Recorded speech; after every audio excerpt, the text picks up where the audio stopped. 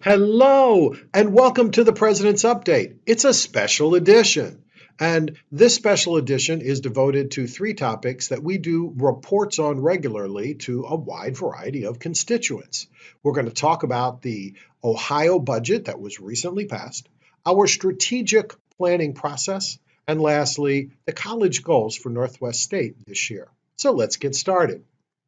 The budget process was a wild ride, and I really appreciate OACC, Jack Hershey, and the crew representing us very well. In terms of state support for instruction, that's our performance funding, there's a 2.1% increase in the total pie for that in year one, and another 1% increase in year two.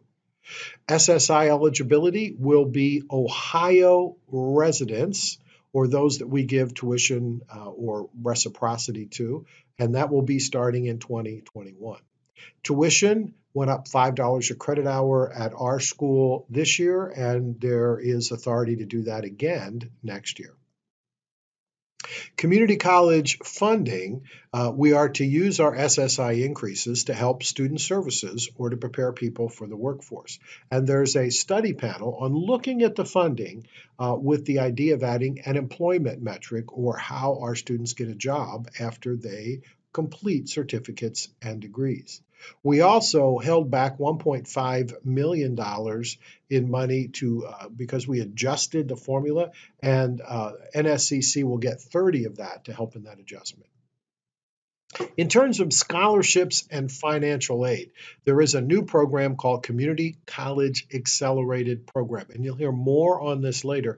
But we are one of the pilots, and we were recently given a grant for $600,000 to help start that. We also have new money in Choose Ohio First scholarship money available.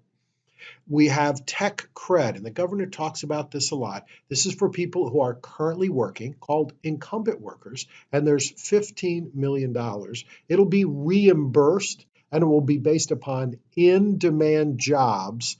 And they're currently doing a survey to identify those jobs. Now, these are called micro-credentials, and the translation is that preparing people in a year or less, so a certificate or other activity that is takes a year or less.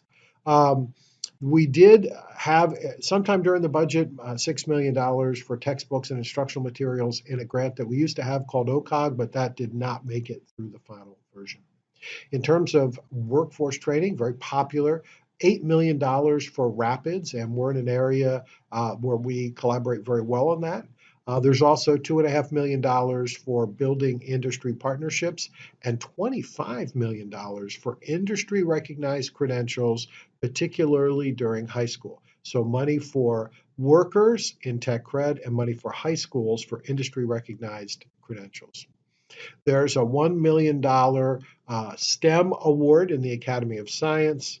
Public-private partnerships, there's going to be 5 of those grants to be awarded, and there's going to be $10 million that was for Jobs Challenge, but that money ultimately was removed. We might see another version of that later.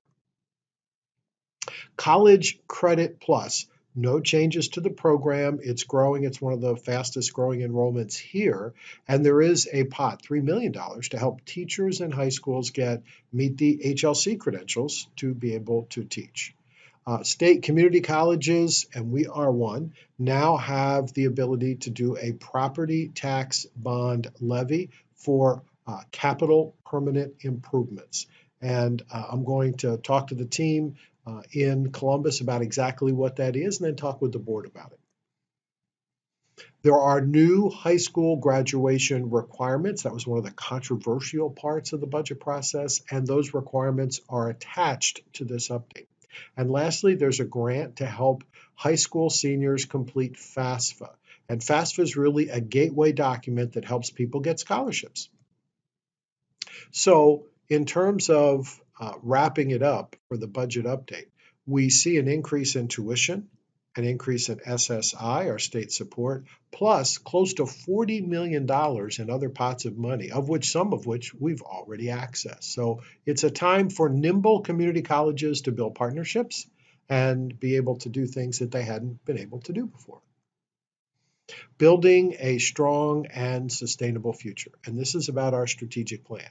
Very thankful for the plan that we've had, 16 to 20, and we're going to look to build a 3-year plan. Most organizations build a 3-year strategic plan today. That seems to be about as far as we can really look and predict things. Our plan is going to focus on overall sustainability. That is a set of enrollments from a variety of areas, a team that is professional development working hard, and finances and a financial system that actually works together, 3 legs on a stool, supports the plan. And it's called sustainable because we're looking to build an organization where we take in more money than we spend every year. And right now we're not in that place, and we're going to work towards that place. The strategic planning process, again, 20 to 23 is our process. And I really want to start by saying thanks to the Strategic Planning Committee. It's worked really hard on the 16 to 20 plan. You see the green light there, accomplished a great many things in that plan.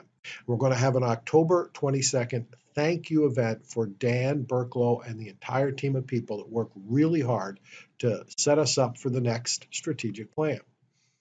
We've created bridge goals for this year. You're going to see those in a little bit. We're going to look at trends. That works pretty well done. We're going to gather more data in August and September. We're going to do our thank you event and celebrate. Then we're going to build our new goals in October and November and wordsmith them, and then give a first draft of kind of goals we're thinking about in December, the December board meeting.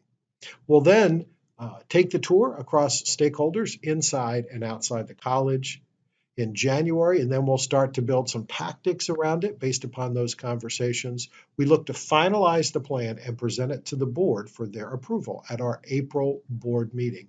And we should have at that point a strategic plan as well as a tactical plan giving us the steps to accomplish it. We will have performance review and goal setting like we did last year. I would note that at least one of everyone's goals is going to be connected to the new strategic plan. We're also going to build a 2021 budget, but it's going to have a 3-year look, and that budget is going to be directly connected to the strategic plan. The board will approve that budget at the June meeting, and then we'll implement the new plan starting July 1. Now, between the time of this video and July 1, we still have goals for this year.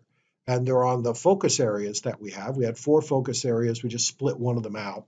So one is on access, one on success, one on quality, one on culture, and one on community.